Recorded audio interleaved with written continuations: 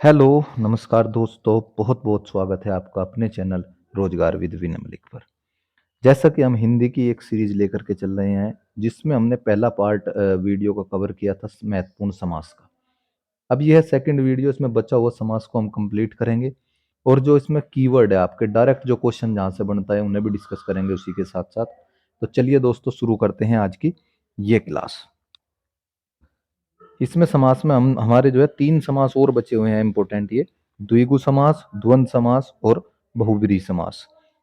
द्विगु समास क्या है? जिस सामसिक पद का पूर्व पद संख्यावाची हो। इसकी पहचान क्या है? कि उसमें आपको संख्या दर्शाई गई होगी। ठीक है, वो क्या होगा? द्विगु समास।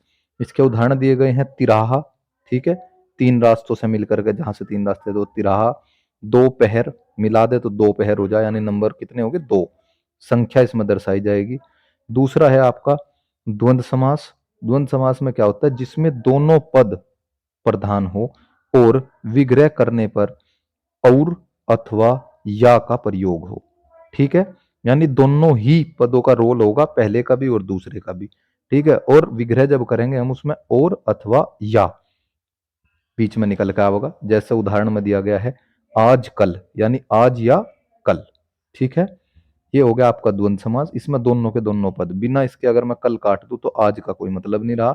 इसके साथ अगर विग्रह करेंगे तो आज या कल, दोनों के दोनों पद महत्वपूर्ण है इसमें। नेक्स्ट है, ये मोस्ट इंपोर्टेंट है आपका बहुब्रीहि समास, जिसमें दोनों, ये है दोनों ही पद अप्रधान हो, कोई अन्य सांकेतिक अर्थ प्रकट हो। जैसे मैंने बताया था, दोनों पदों का तो कोई रोल ही नहीं रहता, उनसे मिलकर के कोई तीसरे पद के बारे में बात हो रही हो। ठीक है, तो वो कौन सा होगा? बहुब्रीहि समास होगा। जैसे उदाहरण में क्या है? नीलकंठ। ठीक है, नीलकंठ यानी नीला है जिसका कंठ। ठीक है, अर्थात क्या आ गया? शिव आ गया। ठीक है, तो बहुब्रीहि समास में किसी तीसरे की बात करी जाएगी। कुल मिलाकर नीला है कंठ जिसका, यानी अर्थात शिव। और अगर ये होता कि नीला है जो कंठ, केवल है जो कंठ में किस में आ जाएगा? कर्मधारय समास में, कि उसकी विशेषता बताई जा रही है। उसमें क्या है? उपमेय और उपमान का संबंध दर्शाया जा, तुलनात्मक संबंध जो होता है वो हो कर्मधारय समास में।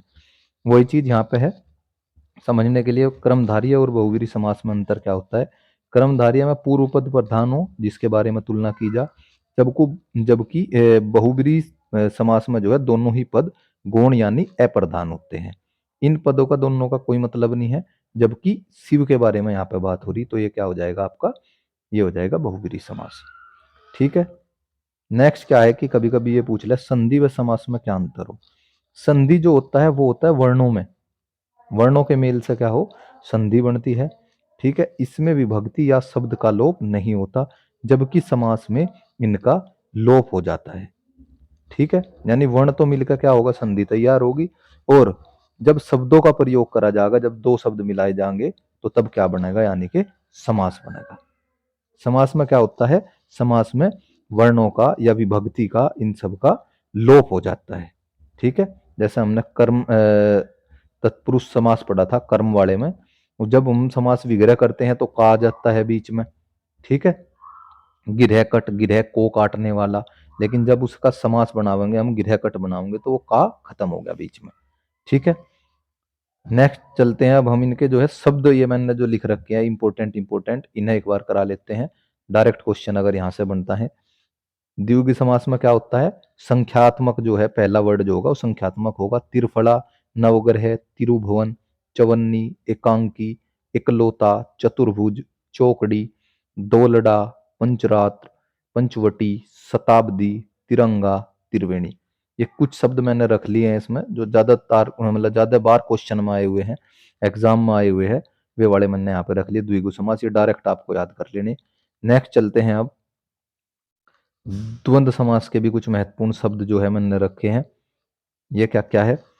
भाई और बहन, देखो बीच में आएगा और आ जाएगा। ठीक है, या फिर हमने बताया अथवा आवेगा बीच में। ठीक है, या फिर या आवेगा बीच में। ठीक, उत्तर और दक्षिण, दाल और रोटी, देश और विदेश, काम और काज, हरिहर। ठीक है, ये क्या होता है? ये देखो, ये 68। ठीक है, ये इंपॉर्टेंट है आपके लिए। ये द्वंद्व समास में जाएगा, यानी 8 और 60।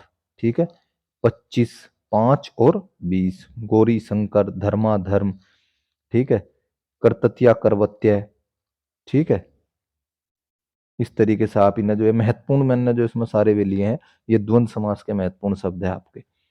ठीक, नेक्स्ट चलते हैं अपना बहुवीरी समास के महत्वपूर्ण शब्द जो है मैंने ले रखे हैं, वे भी एक बार देख लेते हैं क्या क्या है इसमें।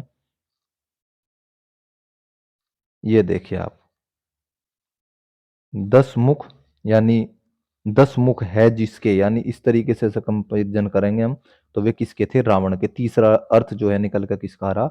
रावण। लंबोदर, गणेश। पीताम्बर, कृष्ण। पीले हैं अंबर जिसके, ठीक है, कृष्ण आ जाएंगे। देवराज, इंद्र हो गया। वज्रपति, इंद्र हो गया। ठीक है, इस तरीके से सारे वर्ड जो है मोस्ट इंपोर्टेंट जहां से क्वेश्चन जो है बन करके आता है, ये सारे मैंने इसमें कवर करने की कोशिश करी है। ये देख के आप बताओगे कि ये कौन कौन सा समास है। ठीक है, धनंजय, श्रीश, पुंडरीक, वाग्देवी, चंद्रमौली, इन सभी शब्दों में क्या है, जो है वो होगा आपका बहुब्रीहि समास। ठीक है, ये देख सकते हैं आप, प्राप्त, दोहक, दत्त भोजन, नीरज, त्रिपिटिक, सिरफिरा, निर्जन, जब इनसे तीसरा वर्ड कोई निकल रहा, ठीक है, तब जाके ये जो है बहुब्रीहि समास में। और एक चीज मैं और बता दूं आपको इंपॉर्टेंट, अगर कर्मधारय और बहुब्रीहि समास दोनों दे रखे हो एग्जाम में, ठीक है, तो तब आपको बहुब्रीहि समास पर जाना है, यानी ऑप्शन में आपको जो टिक करना हो बहुब्रीहि समास को ही करना है। ये हमारी समास की पूरी पूरी इसकी पीडीएफ मैं आपको दे दूंगा। ये पूरी की पूरी जो है सीरीज, ये समास की पूरे 2 लेक्चर में हमारी खत्म होगी। नेक्स्ट क्लास में हम देखेंगे अगला कोई चैप्टर महत्वपूर्ण जो आपके लिए एग्जाम के लिए मोस्ट इंपोर्टेंट होगा। तो ठीक है दोस्तों, उम्मीद करता हूँ कि सभी को ये समझ आया होगा।